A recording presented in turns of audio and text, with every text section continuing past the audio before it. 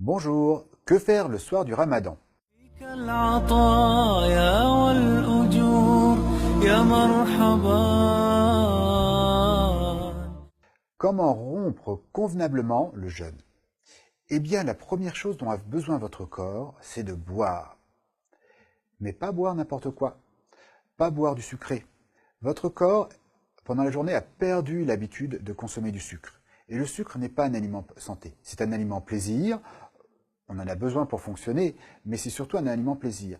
Donc l'un des pièges, ce serait de commencer à boire du sucré, puisque là on relance la machine du sucre. Donc n'hésitez pas à boire simplement de l'eau, des jus, mais des vrais jus naturels, des jus de fruits, mieux encore des jus de légumes, ça vaut le coup d'expérimenter, mais aussi simplement des soupes froides ou des soupes chaudes, la shorba par exemple, qui permet déjà, la première chose, d'hydrater énormément le corps. Vraiment, il faut hydrater généreusement pour aller aux toilettes, pour rincer toute l'eau avec toutes les toxines que nos cellules ont, pour éliminer toutes les toxines que nos cellules ont éliminées.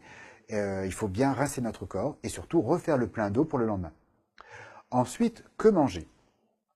Dites-vous bien, pendant la période du jeûne, ce qu'il nous faut, c'est pas forcément stocker plein de calories inutilement.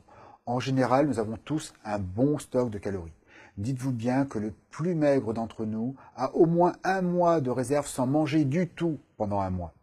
Donc, en mangeant tous les soirs, il n'y a pas de problème. Et la plupart du temps, c'est plutôt 2-3 mois qu'on a en réserve. Donc, l'idée, ça va être d'apporter beaucoup de vitamines, de minéraux et d'eau de bonne qualité. Et vous la trouverez où? Eh bien, vous la trouverez dans les fruits, dans les légumes. La grande majorité de votre alimentation se doit être composée de fruits, de légumes, qui peuvent être crus, c'est excellent, mais aussi cuits, vraiment sous toutes leurs formes. Par contre, on ne va pas rajouter, là encore, du sucre. L'autre chose dont on peut avoir besoin, c'est des protéines de qualité pour maintenir sa masse musculaire. Eh bien, nous avons en quelque sorte un best-of. Les premiers vont être les poissons qui contiennent des protéines de bonne qualité, des acides gras essentiels de bonne qualité. Ensuite, on aura les viandes blanches, donc les viandes de volaille, qui sont des viandes maigres, donc qui nous apportent des bonnes protéines, mais qui n'apportent pas de gras saturés inutiles. Parce que si j'apporte des gras saturés à mon corps, eh bien, le lendemain, mon corps va passer une partie de son énergie à nettoyer ce que j'aurais mangé la veille. Donc l'idée du jeûne, c'est toujours de manger le plus léger possible. Ensuite, effectivement, je peux prendre aussi des œufs. Et si je prends des œufs, je les préférerais avec le jaune encore liquide. Dites-vous bien que ce fameux problème du cholestérol des œufs n'est pas si problématique, surtout si je prends les œufs liquides, le jaune d'œuf liquide, qui contient une forme particulière de lécithine, une substance qui ramollit mon cholestérol. Donc si je prends des œufs cuits, des œufs au plat, des œufs à la coque avec le jaune liquide, je n'aurai pas de problème de cholestérol. Ensuite, je peux prendre aussi des viandes rouges, mais je préférerais quand même des viandes rouges maigres. Dites-vous bien que tout le gras que vous prenez, c'est du gras que votre corps devra éliminer le lendemain. Alors, comme vous avez très probablement un peu de stock que vous avez récupéré au cours de cette année, ne donnez pas plus de travail à votre corps. Ensuite, on me dit oui, mais les céréales, c'est important pour l'énergie. Les céréales nous apportent en général les faux sucres lents. Il faut savoir que le pain, les pâtes, le riz, la pomme de terre, je sais que ce n'est pas une céréale, mais j'étends un peu, tout ce qui est gâteau, tout ce qui est préparé à base de farine blanche, se transforme très rapidement en sucre dans mon sang.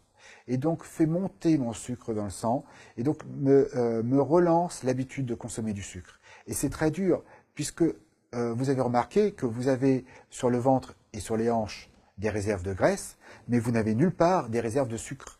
Si votre corps prend l'habitude de fonctionner au sucre, le lendemain matin, le lendemain dans la journée, il va réclamer du sucre. Et comme vous n'en aurez pas, comme vous ne lui donnerez pas, eh bien, vous aurez une baisse d'énergie, un pic d'hypoglycémie, donc de manque de sucre dans le sang. Et vous ne serez pas bien.